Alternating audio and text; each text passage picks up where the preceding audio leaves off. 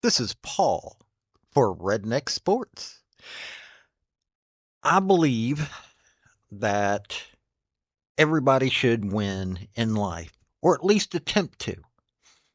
The first three maxims of General Robert Nealon's game maxims, I believe apply to everybody. The team that makes the fewest mistakes will win. Play for and make the breaks. When one comes your way, score. If at first the game or the breaks go against you, don't let up. Put on more steam. Welcome to the channel. Now let's discuss some sports. Oh, and if you don't mind, like, subscribe, comment. And I've got a link tree down below that's got my social media, and it has my Patreon if you want to help out. Thank y'all. Okay, folks, this week we have University of Tennessee going between the hedges to play the Georgia Bulldogs. Now, everybody thinks that this has been this massive rivalry. Up until 1980, it wasn't really.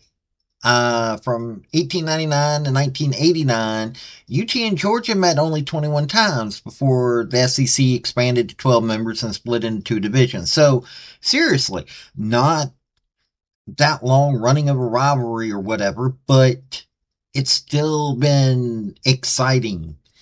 It became one of the big five, in my opinion. But this is going to be an amazing game. I think that both teams are fighting for not just college football berth, but Georgia's looking to rebound after a nasty loss to Ole Miss. Tennessee is fighting just to, they could go to the SEC championship right now. Seriously. Texas and Texas A&M play each other. Tennessee plays Georgia and Vandy. Both are losable games, I'm well aware, but this is some exciting football right here. Let me tell you, some very exciting football. So we're going to delve into it a little bit here, and then I'll make my prediction. Okay, so we're going to talk about Tennessee. Tennessee, right now, 5-1 in the standings, 8-1 overall.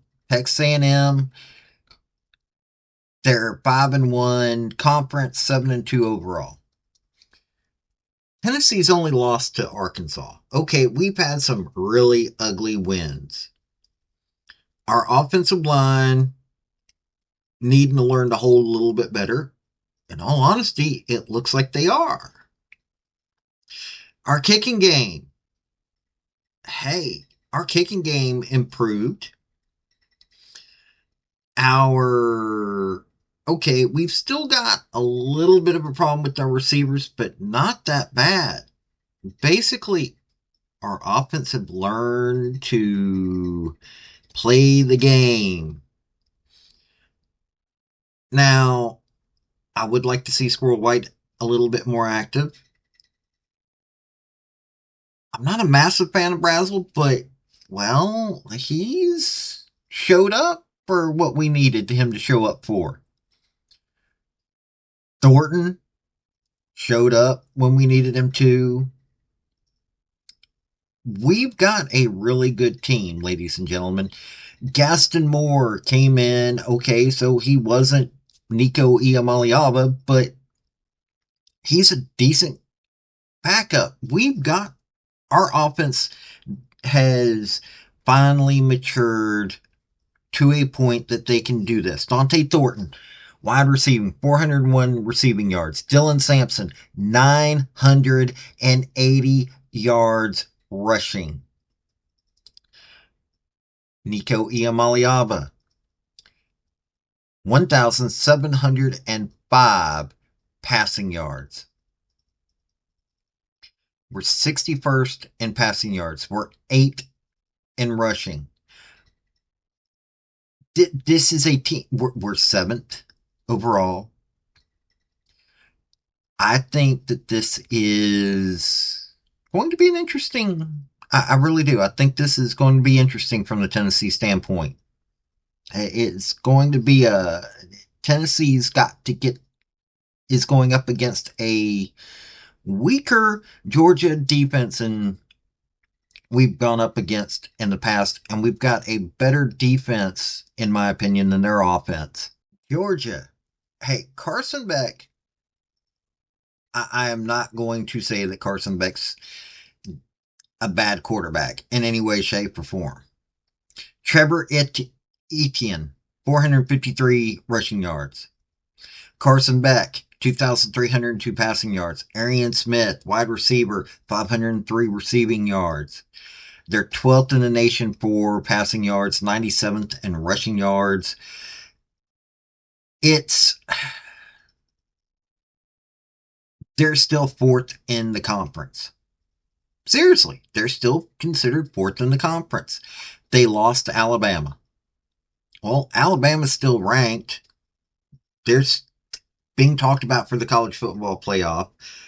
They lost to Ole Miss. They're beatable, but they also can win. It's Kirby Smart. Kirby Smart's dangerous. Carson Beck, yes, he can get into trouble with interceptions really quickly, and Tennessee's got Will Brooks.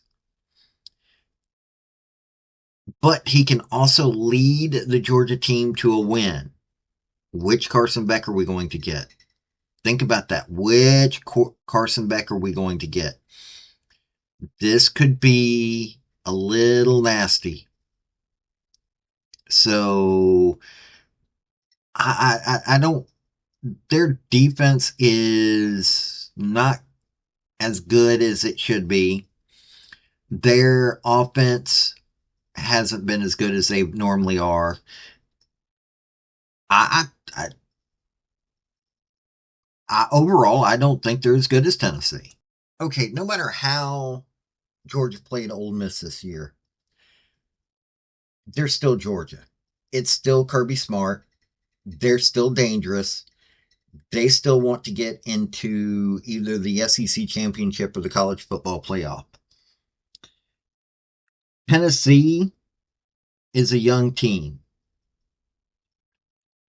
We're we've still got a quarterback who's needing to learn quite a bit. But everybody's learned quite a bit this year. It's going to be a hard fought game. I don't think it will be a blowout, but well, it's this year. But I'm going to say that this is going to be Tennessee. I'm not saying that it's going to. Don't quote me on it. Don't go with the betting numbers. You don't know what's going to happen. This year has been so crazy that you really can't tell me what's going to happen. I hear so many people go, well, the model this and well, the model had shown this and there was a possible upset. You know, yeah, Georgia can win, Tennessee can win. I think Tennessee's got the better defense. I think Tennessee's got the better quarterback. I think Tennessee, well, okay, got the better experience wise. Carson Beck's better, but Nico talent wise better. I think that Georgia's got the better receiving core, but doesn't mean that our receivers haven't started performing at the level that they need to. So yeah, I think Tennessee will win this one. It'll be a game that if you have a heart condition, watch out. But this has been Paul the, with Redneck Sports. Y'all have a good day now. Bye. Thank you for watching this video. I've had some fairly good success with all of my Redneck Sports stuff, and I hope you enjoyed the topic. If you did, like, subscribe, comment, all that rigmarole, and also just let me know what you want to hear about. I'll give a redneck spin to this stuff. Let me tell you, I love sports. So I love people that want to join me in that. This has been Paul with Redneck Sports. Y'all have a good day now. Bye.